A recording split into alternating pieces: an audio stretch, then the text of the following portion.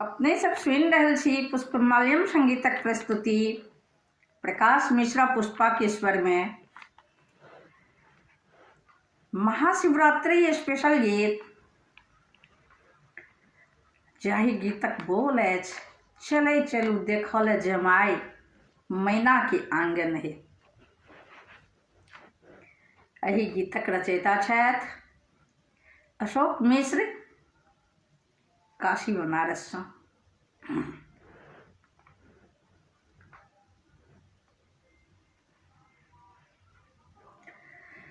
चले चलू देखल जमाई मैना के आंगन है। चले चलू देखल जमाई मैना के आंगन है।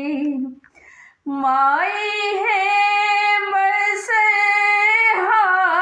चढ़ल एक बूढ़ आयल बियाहन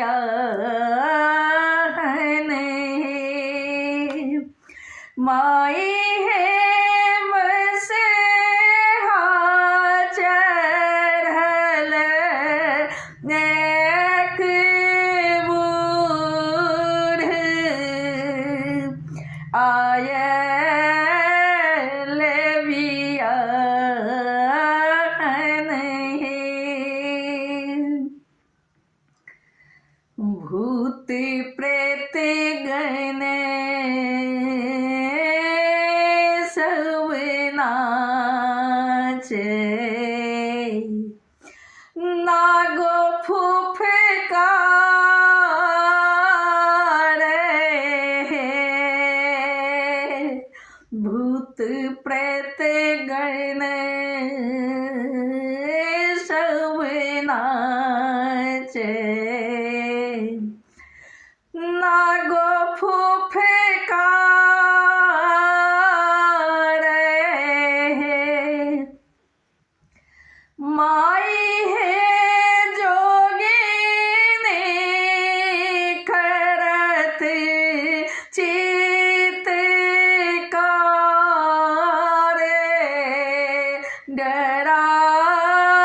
डरावने लागे। माई है जोगिनी करत चित्कार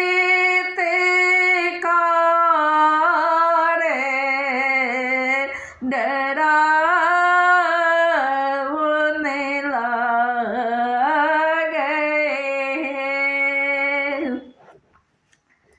एहन बिकट रूप देखी कर मैना झमायली है। एहन बिकट रूप देखी कर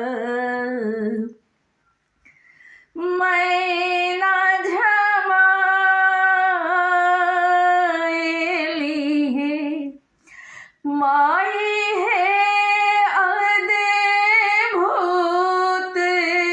रूप एहन छल सखी सब परायली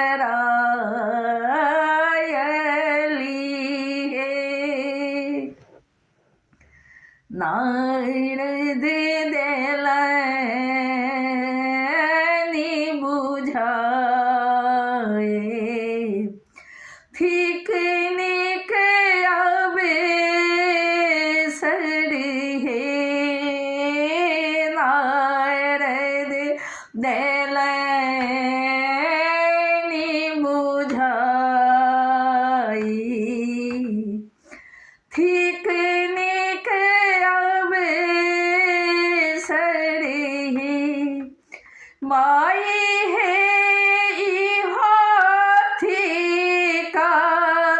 त्रिभुवन नाथ सबेसा सुंदरी है। माई है हाथी का त्रिभुवन नाथ सबे सो सुंदरी है। त्रिभुवन पति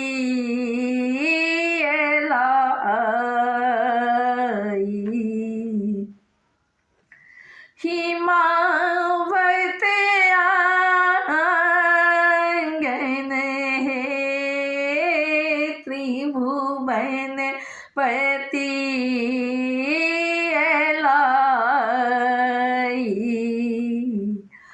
हिमावत आंगन है। माई है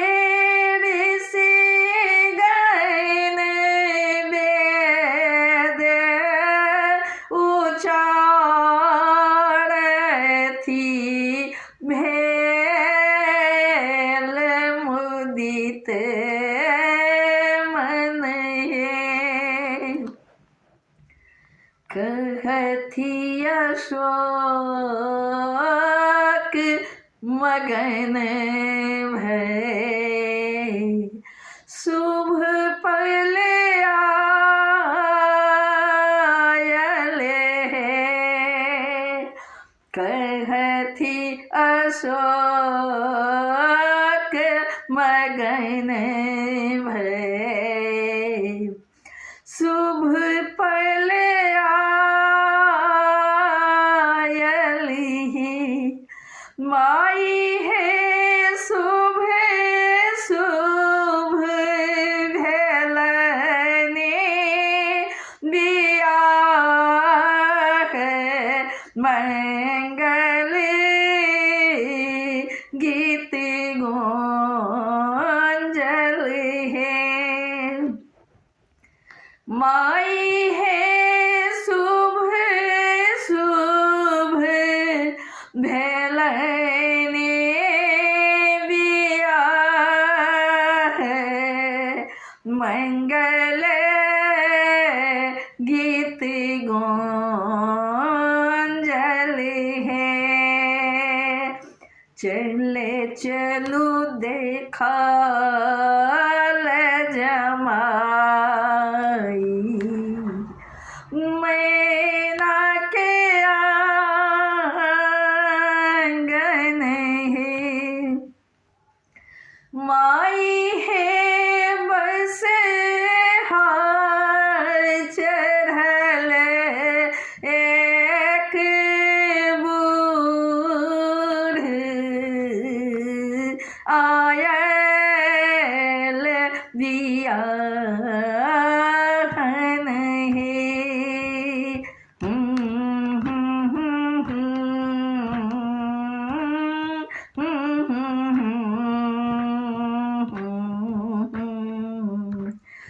मैना के आंगन है।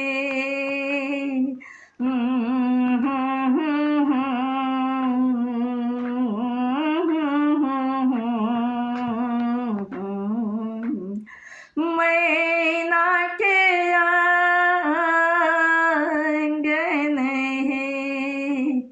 माई है बस हाथ चढ़ल एक बूढ़ आयल